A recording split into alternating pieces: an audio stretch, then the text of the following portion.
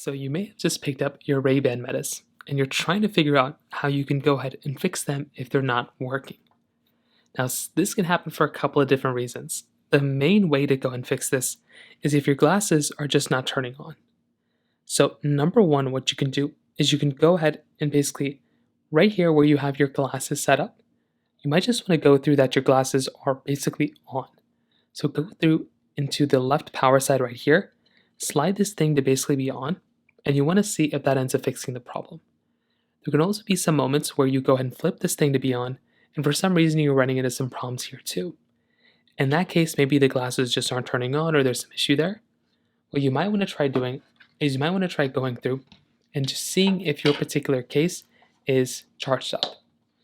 So go through, find that little charging cord at the very bottom and go ahead and charge up your particular case. What you can do there is once your case is charged, you can go through and try essentially going through and charging up your case with your glasses. So charge up your case, plug these things in, and go ahead and basically try, actually turning them on and, just leaving them in the case for a while. Sometimes that can probably end up helping fix the problem for the most part.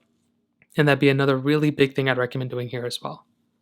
Sometimes if that's not working, you might want to double check that your particular device is properly set up with your particular phone.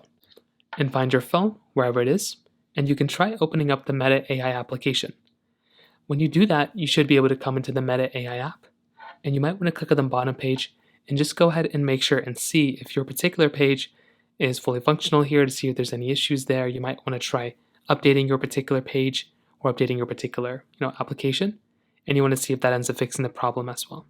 So those are just a couple of different ways of going about doing it. If you have any other thoughts or questions, please let me know in the comment section below. Hit the like button, that would mean so much, but definitely hit that subscribe button. More importantly than everything else, I love every single one of you guys. Hopefully I'll catch you guys in the next video. Peace out till then.